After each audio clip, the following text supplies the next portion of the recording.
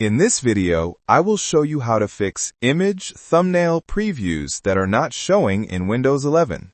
Don't worry, it's simple. Just follow along with me step by step. This issue happens because there isn't enough space in the C drive.